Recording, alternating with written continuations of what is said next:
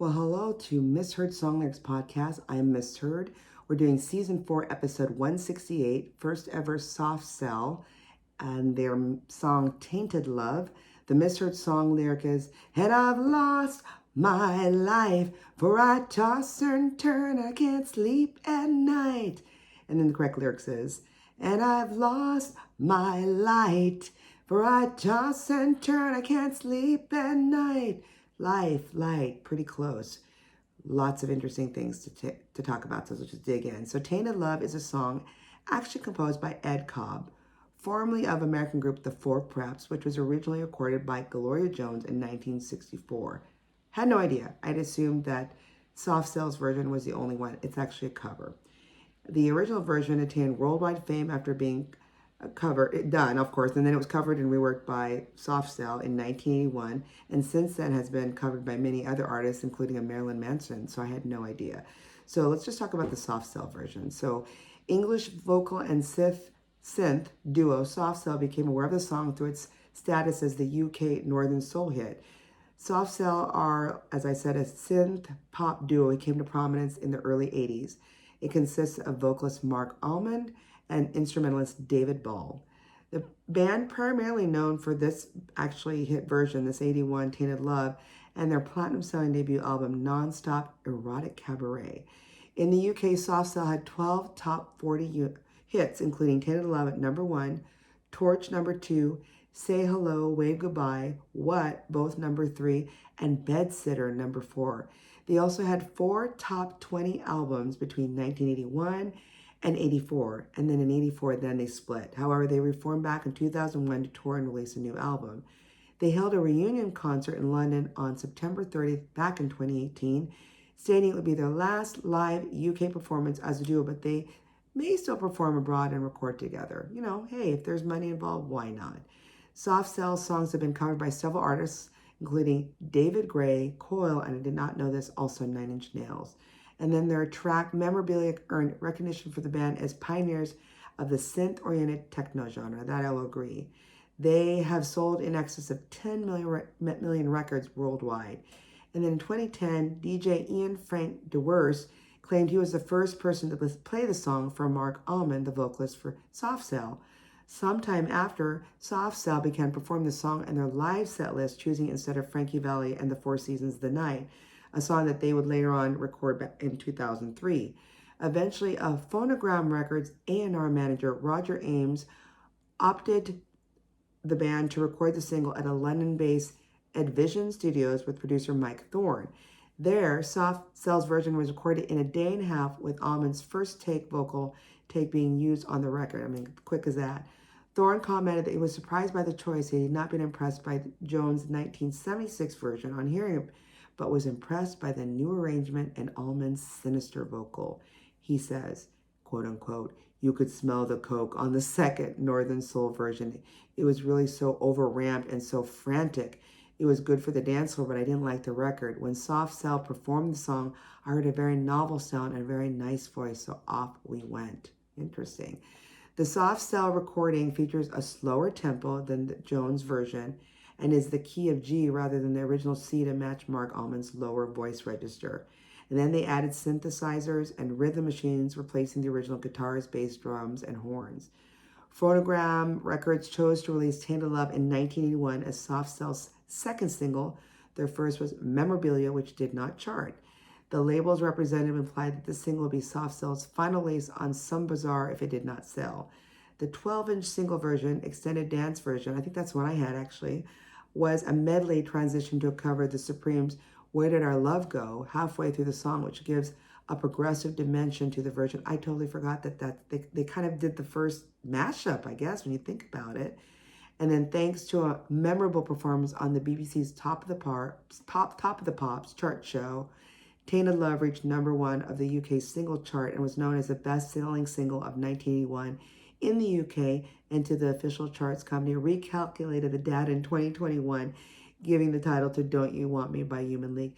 Check it out. I found it on YouTube of the Top of the Pops, and I just love the enthusiasm of the singer. So Tainted Love has 1.05 million sales in the UK in 1981, with that total increasing to 1.35 million copies as of August 2017. So it's probably gone on past that. They were buoyed by their then dominant new wave sound at the time. Tainted Love became a major hit in the US during, again, what we call the second British invasion, the first being with the Beatles, with the song spending a then record-breaking 43 weeks on the US Billboard Hot 100.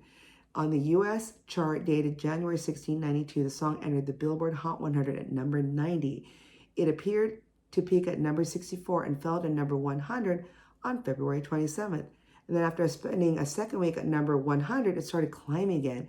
It took 19 weeks to crack the top 40, or the American top 40, and reach number 8 during the summer of 1982. The quote here by Park Puterbaugh from Rolling Stones back in November 1983 said, "Soft Cell, a tweezy synthesizer and singer duo whose fondest subject was sexual perversion, had a huge turntable hit in the clubs with Tainted Love, which then crossed over to radio and joined the longest tenure at 43 weeks of any single in Billboard history." Pretty cool. And then Soft Cell's version of Tainted Love ranked number 5 on VH1's greatest 100 hit on VH1's 100 Greatest One-Hit Wonders of the 1980s. It was also heavily sampled on Rihanna's 2006 single SOS, that's right, and then the Veronica's 2007 single Hook Me Up. And then 2015, the song was voted by the British public as the nation's 4th favorite 1980s number 1 in a poll for ITV. Okay, let's talk about the music video. Have you seen it? Look for Soft Cell 1981 music video because there's several different versions, but this is the one that I actually danced to just recently at a video dance attack party for Halloween on Saturday, and it's the one that was heavy rotation when I was a kid. Okay, so a video was recorded specifically for Soft Cell's video album Nonstop Exotic Video Show, featuring David Ball as a cricketer meeting Mark Ullman in a toga in what seems to be Mount Olympus. All right. So you're wondering, okay, what's going on? So there were so many interpretations I could find of this video, and the most interesting from the internet was an online site called Live, Love, Laugh, Be Happy, written by author Mark Blaze, who asked all the same questions we're asking. What is a woman from the 1800s and a modern-day cricket player holding his bat doing an ancient Rome video on what seems to be Mount Olympus?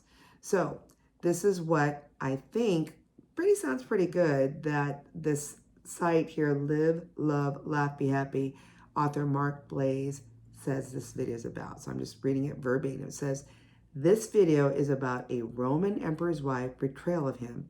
She has an illicit, tawdry love affair with a black slave who in the video is behind them, fanning them with a big fan. The one in the background, in ancient Rome, which produces a girl, love child. Even though the emperor's singing is directed to the child, for the entire video, he's really addressing the song to his adulterous wife, the Empress. The girl, now considerably grown up, is a mixed race, a beautiful child, by the way, with the green eyes. So the emperor is aware that his wife has cheated on him and had an affair with the black slave, which basically makes their love tainted. Here's how these pieces and moving parts fit together. The cricket player who brings the young girl to the emperor represents his lover. He sweeps his brow of sweat, pretending to be nervous. The girl represents the fake love that the lover shows the emperor. The cricket ball, which represents an apple, symbolizes the love that the emperor gave to his lover.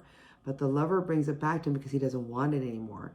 The emperor takes it, plays with the fake love, and then discards it because he's no longer interested in the lover. The black slave in the background represents the emperor's subconscious mind. Thus, he's not an overt participant in the story. However, his shocked expression symbolizes them wondering how and if the emperor would be able to let go of all of this. His wife, the empress, symbolizes the emperor's thoughts, telling him lies, which is symbolized by the fruit, so he'll keep loving him, but the emperor tries to ignore them. This is why the child, which represents love, is the daughter of the slave and his wife. The empress, where he looks at them both, because this love wasn't real, only in his mind. And then you'll notice the lover had a scratch on his face, which symbolized that he's pretending to be hurt by the emperor, but doesn't really care, and is seen eating, consuming because perhaps hate. Note that he didn't beg the emperor again to take him back and says, hoping that the emperor will change his mind. The emperor accepts this and takes the girl, which symbolizes love, with him to feed the fishes, which represents him feeding his own ego. That's pretty deep. His self-worth and exacting revenge. The feeding also represents the sex he had with his lover, which makes the emperor happy because he has now also used him in the same way. The lover leaves disappointed because he basically got what he deserved. The emperor, meanwhile, starts missing the love again, so the girl stays with him and he doesn't ignore his thoughts, his wife. The emperor still has high hopes for his lover to return, but his lover clearly doesn't want the girl or fake love back and doesn't want to pretend anymore. Well, that's pretty deep. Watch the video again. I did now with this kind of new set of information to look at, thanks to, again, a site called Live, Love, Laugh, Be Happy by author Mark Blaze, and kind of hit some points. When I first watched it again as an adult, it's like, ooh, is there some creepy like pedophilia undertones? So watch it. Let me know what you think. But all in all, great song. I didn't realize it was a cover of another song from the 70s and now being covered so many times after. So if you have any great suggestions like this, again, the misheard lyric is not life, but I've lost my light is the correct lyric. Please send it to any of our social media sites. You can also send us an email at misheard, that's MISSHEARD songs@gmail.com. And we love to share your misheard song lyric on our podcast. Till then, keep singing those songs wrong. Bye.